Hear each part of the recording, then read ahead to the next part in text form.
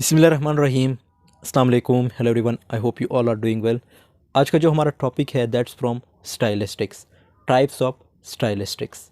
किसी भी राइटर के लिखने के तरीक़ों को स्टाइल कहते हैं।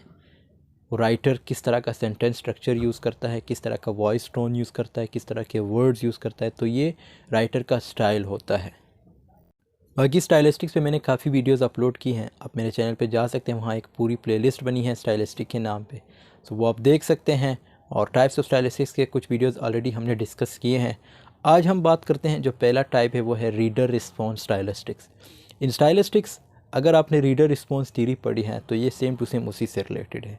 अब रीडर रिस्पॉन्स थ्योरी में क्या होता है या रीडर रिस्पॉन्स स्टाइलिस्टिक्स क्या है, इसमें जो है सारा काम जो है रीडर पे होता है कि रीडर जो है जो वर्क लिखी गई है, लाइक कोई पेपर हो सकता है, कोई ऐसे हो सकता है, कोई analysis like writing piece of writing such as short story, novel, poem, जो चीज़ लिखी गई है उसके बारे में रीडर का क्या कंसेप्ट है, रीडर उस बारे में क्या कहता है। अब हर रीडर का अपना जो है कंसेप्ट होता है।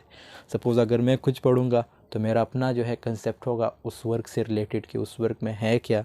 आप पढ़ोगे तो आपका अपना एक वो लाइक पर्सपेक्टिव्स होंगे, आपके अपनी व्यूज़ होंगे उस वर्क से रिलेटेड। फिर वो पोएम, शॉर्ट स्टोरी, राइटिंग कुछ भी हो सकता है। और ये इसेंशियल होता है, इसमें जो है like you enable writers to understand how to improve their writing skills, के उनकी राइटिंग स्किल कैसे इम्प्रूव, मतलब वो अपने राइटिंग स्किल कैसे इम्प्रूव कर सकते हैं। अब जब भी आप मतलब रीडर रिस्पॉन्स थ्योरी की जब हम बात करते हैं या रीडर रिस्पॉन्स स्टाइलिस्टिक्स की बात करते हैं तो इसमें आप ऑब्वियसली पॉजिटिव और नेगेटिव दोनों की बात करते हो। लेकिन ये जब हम क्रिटिसिज्म की बात करते हैं तो क्रिटिसिज्म में क्या होता है कि क्रिटिसिज्म का मतलब ये नहीं है कि सिर्फ आपने जब नेगेटिव कमेंट्स करने तो ये क्रिटिसिज्म में आता है। नो, आपके पॉजिटिव कमेंट्स भी आपकी क्रिटिसिज्म में ही आते हैं। सो यहाँ पे जो है रीडर जो है active part of the text का होता है, मींस एक्टिव पार्ट बन जाता है। लाइक एक ऐसे भी लिखी गई थी कि the death of the author. So उसमें यही कहा गया है कि जैसे ही ऑथर कुछ लिख लेता है फिर ऐसे समझे कि वो ऑथर ने अपना काम कर लिया है, अब सारा काम किसका है, रीडर का है, कि रीडर ने उस टेक्स्ट को किस तरह इंटरप्रेट करना है।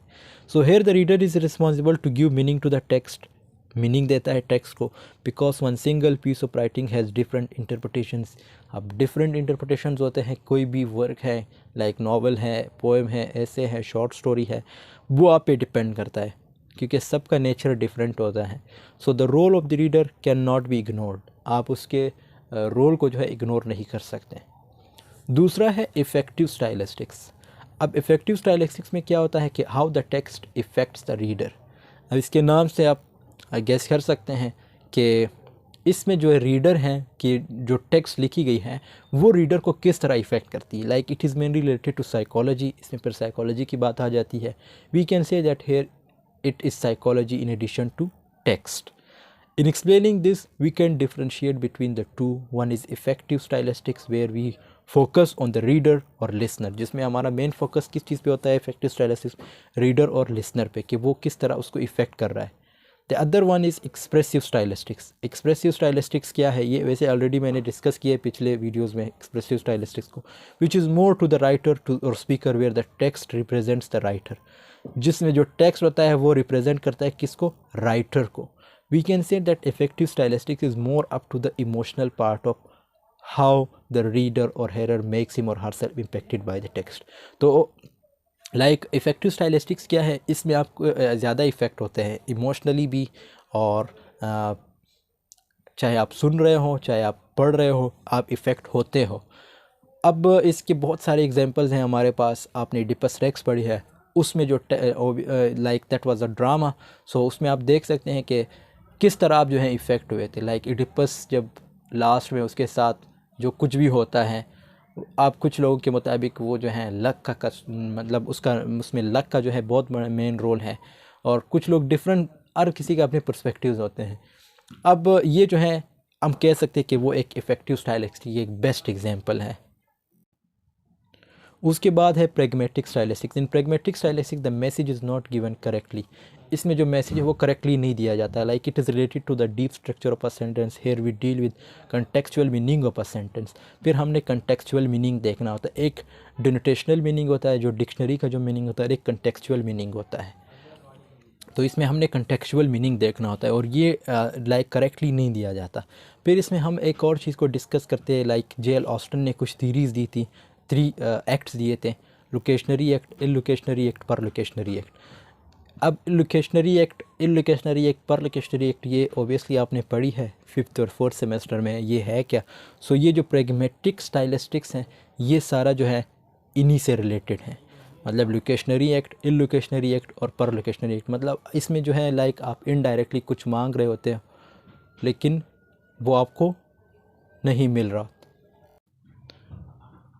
अब बात करते हैं फोरेंसिक स्टाइलिस्टिक्स की। फोरेंसिक स्टाइलिस्टिक्स है क्या। So, forensic statistics is related to the investigation of crime using language. It is the application of statistics for the detection of crime. It is sometimes called applied linguistics, और ये applied linguistics का जो है एक part भी है। Techniques to legal and criminal issues, discipline subjects, written or spoken material, or both, to scientific analysis for determination and measurement of content, meaning, speaker identification, or determination or of authorship. Forensic stylistic का मतलब यह है कोई भी जुर्म हो उसकी mystery को सॉल्व किया जा सकता है लैंग्वेज के ज़रिए, या जुर्म होने तक को प्रिवेंट किया जा सकता है लैंग्वेज की हेल्प से। और ये टर्म जो है लाइक लैंग्विस्टिक्स के प्रोफेसर जैन सेवर्टेक ने दिया था 1968 में। जो भी क्राइम होती है उनके अंदर जो राइटिंग इस्तेमाल की गई हो, ये स्पीच है या कोई कॉल है, उसको जो एनालाइज हम करते हैं वो फोरेंसिक लैंग्विस्टिक में आता है, और उसको लीगल लैंग्विस्टिक भी कहते हैं। और ये ब्रांच है अप्लाइड लैंग्विस्टिक्स का, लैंग्वेज का लॉ का अकॉर्डिंग एनालाइज करना, मतलब लॉ के अकॉर्डिंग लैंग्वेज को एनालाइज करना, उसको फोरेंसिक स्टाइलिस्टिक्स कहते हैं। उसमें कोई भी क्राइम जो है इन्वेस्टिगेट किया जा सकता है, लाइक ट्रायल्स, जुडिशल प्रोसीजर, ये सब इन्हीं में आते हैं फोरेंसिक स्टाइलिस्टिक्स में। मतलब आप लैंग्वेज को यूज़ करते हो कि जो क्राइम की गई है उसमें कौन सी लैंग्वेज यूज़ की गई है, या आप जुडिशल, इसमें फिर ट्रायल्स आ जाते हैं, जुडिशल प्रोसीजर आ जाता है। So this was all about today's. I hope this video has been